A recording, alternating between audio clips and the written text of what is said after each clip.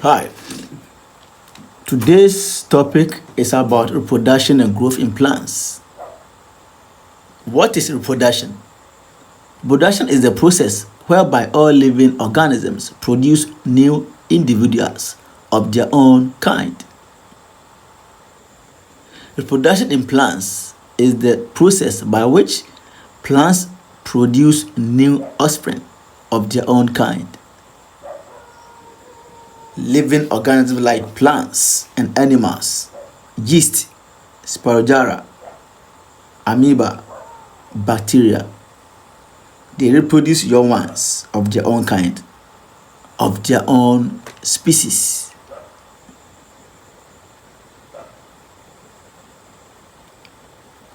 Mango tree produce mango fruits. Pear tree reproduce pear fruits. I have never seen a mango tree bearing pear fruits, neither pear tree bearing mango fruits. Nature does not allow such things to happen. Nature doesn't allow such things to happen. We produce young ones of their own kind. Living organisms produce young ones of their own kind. Now let's look at the types of reproduction. There are two types of reproduction.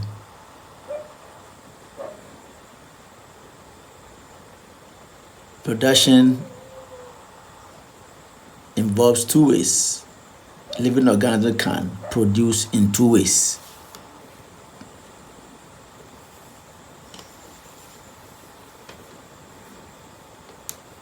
There are two main types of reproduction.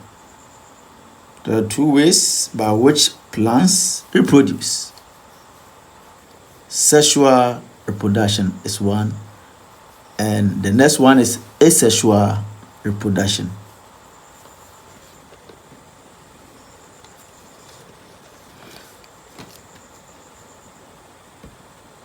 Let's look at sexual reproduction. Sexual reproduction is the type of reproduction where the male and the female sex cells, that is the gametes, the sex cells are the gametes, fuse together to give rise to a new individual. Examples of organisms which reproduce sexually are humans, cats, birds, reptiles, plants, etc.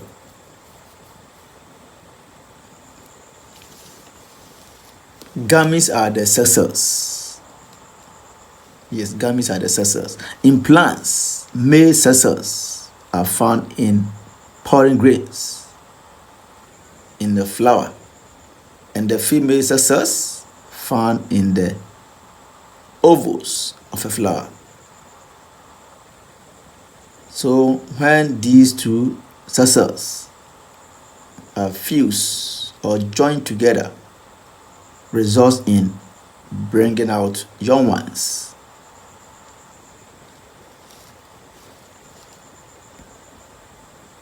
Let's look at steps in sexual reproduction in plants. Steps in sexual reproduction in plants. We have pollination. This is where pollen grains are transferred from anther to stigma. Pollen grain, that's the male gamete, and the stigma, female part.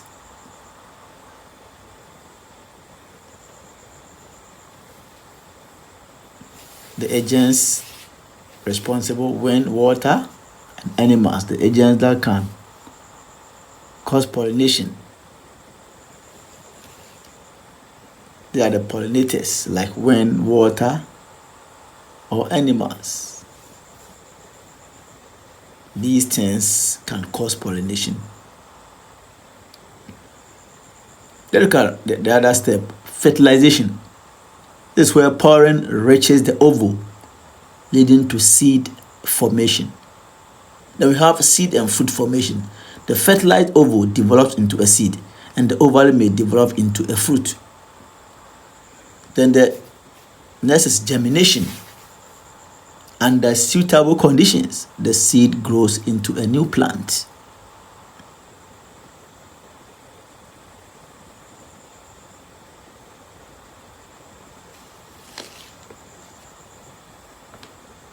Let's look at this flower. It consists of the following parts: receptacle, petal, filament, anther, stigma, star, ovary, sepal. We have ovules inside the ovary. The male part consists of the anther and the filament.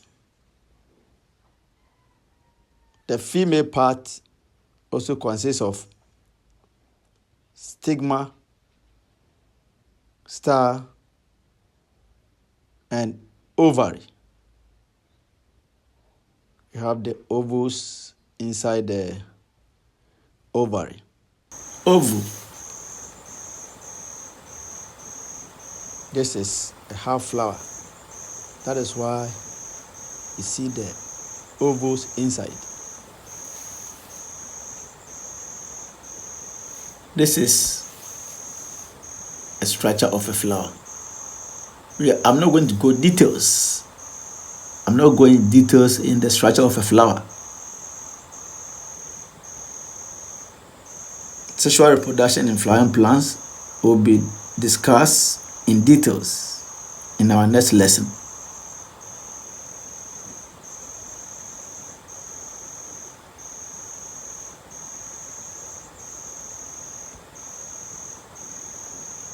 Let's look at the other part of reproduction, asexual reproduction.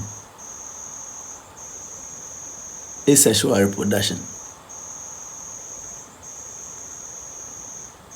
Asexual reproduction is a type of reproduction. Involves the use of a part of an organism or a whole of an organism to reproduce a new one. Asexual reproduction is very prominent in plants.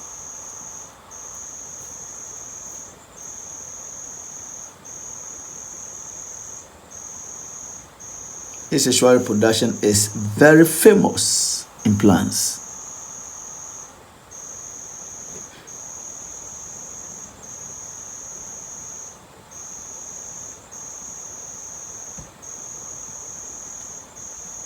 Asexual reproduction involves the following: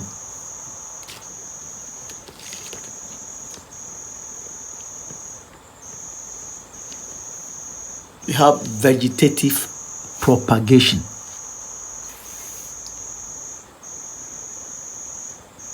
This is where new plants grow from stems, roots, or leaves, etc.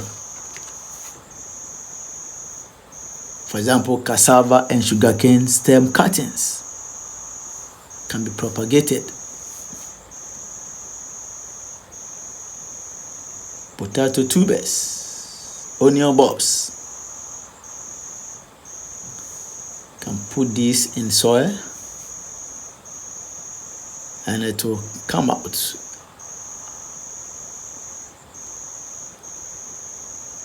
To bring out the offspring or the new ones. Have bulbs, that is onion bulbs, and strawberry runners. These plants can be grown vegetatively. These plants can be used to propagate young ones. For example, cassava and sugarcane stem, cassava and sugarcane stem, cuttings, cassava and sugarcane stem cuttings, potato tubers, onion bulbs, and strawberry runners. can be propagated vegetatively to bring out the new ones, their own kind. Vegetative propagation, where new plants grow from stems, roots, or leaves, etc. For example, cassava and sugarcane stem cuttings, potato tubers, onion bulbs, and strawberry runners can be propagated vegetatively. We have budding. This is where small buds grow and detach to form a new plant. For example, citrus fruits. Citrus fruits.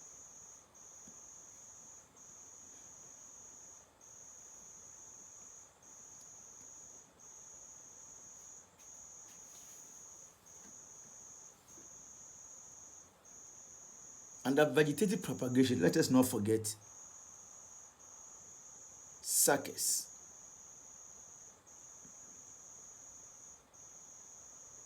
Suckers. Plantain suckers or banana suckers. Corn as cocoyam. Rhizome.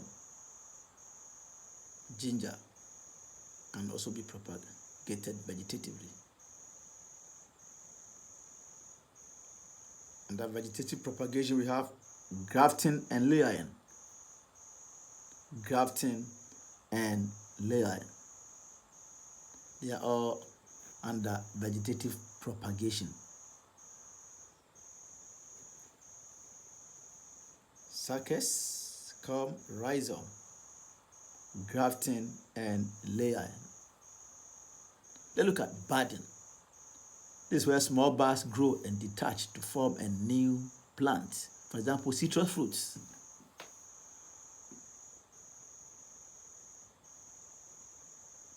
We have spores formation. We have spores formation. This is where tiny reproductive structures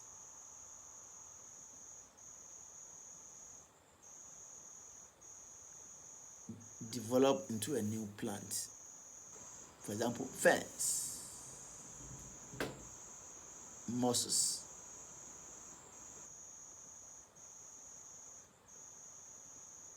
Other organisms can also reproduce asexually in the form of fragmentation. Fragmentation is where a part of the organism breaks off and grows into a new organism. For example, bacteria is one, like Spirogyra.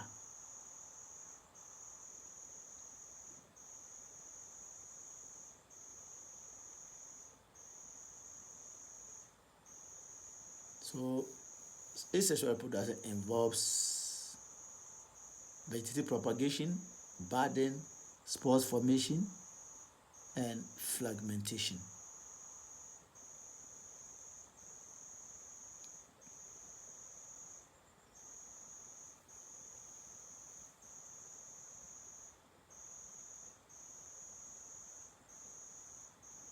In our next lesson,